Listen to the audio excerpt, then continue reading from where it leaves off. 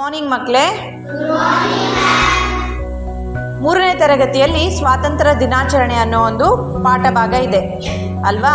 ಸ್ವಾತಂತ್ರ್ಯ ದಿನಾಚರಣೆ ಅಂತ ಹೇಳಿದರೆ ನಿಮಗೆಲ್ಲ ನಾನು ಈಗಾಗಲೇ ಹೇಳಿದ್ದೀನಿ, ಏನು ಭಾರತೀಯರು ಬ್ರಿಟಿಷರಿಂದ ಮುಕ್ತಿ ಪಡೆದಂತಹ ಒಂದು ಸುದಿನವನ್ನು ಸ್ವಾತಂತ್ರ್ಯ ದಿನಾಚರಣೆ ಅಂತ ಹೇಳಿ ಆಚರಿಸ್ತೇವೆ. ಸೊ ಈಗ ಕೂಡ ನಾವು ಪ್ರತಿ ವರ್ಷ ಆಗಸ್ಟ್ 15ರಂದು ಸ್ವಾತಂತ್ರ್ಯ ದಿನಾಚರಣೆಯನ್ನು ಆಚರಣೆ ಮಾಡ್ತೀವಿ ಅಲ್ವಾ. ಸೊ ಸ್ವಾತಂತ್ರ್ಯ ದಿನಾಚರಣೆಯ ಬಗ್ಗೆ ನೀವು ನಿಮ್ಮ ಅಭಿಪ್ರಾಯ ನೀವೇನು ತಿಳ್ಕೊಂಡಿದ್ದೀರಾ ಅನ್ನೋದನ್ನ ಒಬ್ಬೊಬ್ಬರೇ ಹೇಳ್ಬೋದಾ?